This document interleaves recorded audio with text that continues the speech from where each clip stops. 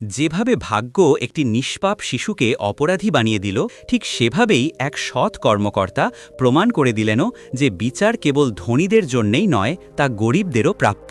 এই ভিডিওটি শেষ পর্যন্ত অবশ্যই দেখবেনও।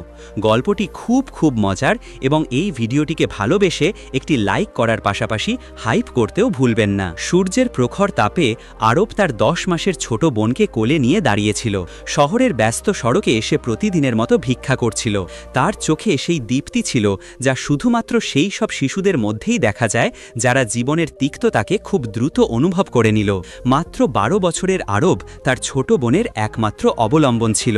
মা বাবার মৃত্যুর পর থেকে সে একাই এই পৃথিবীর সাথে লড়াই করছিল। প্রতিদিন সকাল থেকে সন্ধ্যা পর্যন্ত সে এইভাবেই দাঁড়িয়ে থাকত, মানুষের কাছে হাত পাতত এবং যা কিছু জুটত তা দিয়েই দুই ভাই বোনের পেট ভরানোর চেষ্টা করত। গরমের কারণে তার গলা শুকিয়ে কাঠ হয়ে গিয়েছিল, কিন্তু জল কেনার পয়সা তার কাছে ছিল না।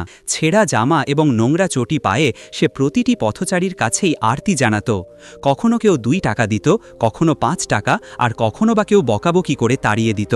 আজও দিনটা তেমনই ছিল, কিন্তু দুপুরে হঠাৎ তার ছোট বোনের শ্বাস প্রশ্বাস দ্রুত হতে শুরু করল।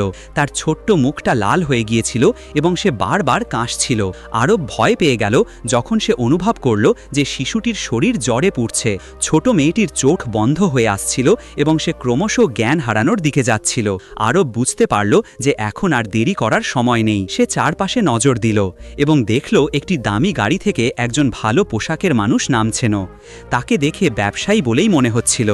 দামি পোশাক পরা, হাতে মূল্যবান ঘড়ি এবং মুখে সেই আত্মবিশ্বাস যা শুধু ধনী ব্যক্তিদের মধ্যেই দেখা যায়। তার সাথে একটি উজ্জ্বল ব্রিফকেস ছিল এবং তাকে খুব তাড়াতাড়ি আছে বলে মনে হচ্ছিল। আরব তখনই সিদ্ধান্ত নিল যে এটাই তার শেষ সুযোগ। সে দৌড়ে সেই মানুষটির কাছে গেল এবং কিছু না ভেবেই তার পা জড়িয়ে ধরল। রাস্তায় চলা মানুষজন থমকে গিয়ে তামাশা দেখতে লাগল। কিছু মানুষ আরবকে সরিয়ে দেওয়ার চেষ্টা করছিল, কিন্তু তার বাঁধন ছিল মজবুত। সাহেব, প্লিজ আমাকে সাহায্য করুন।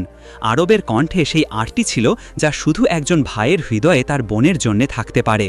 আমার ছোট বোন খুব অসুস্থ, ওকে ডাক্তারের কাছে নিয়ে যেতে হবে, প্লিজ কিছু টাকা দিন। ব্যবসায়ী রেগে গিয়ে নিজের পা ছাড়ানোর চেষ্টা করল। তার নজর ছিল তার মূল্যবান ঘড়ির দিকে। সে একটি গুরুত্বপূর্ণ বৈঠকের জন্য দেরি করছিল। আরে সর এখান থেকে, আমার দেরি হচ্ছে, সে বলল। কিন্তু আরবের বাঁধন শক্ত ছিল এবং ছোট শিশুটির অবস্থা দেখে তার ভেতরে কোথাও দয়া জেগে উঠল।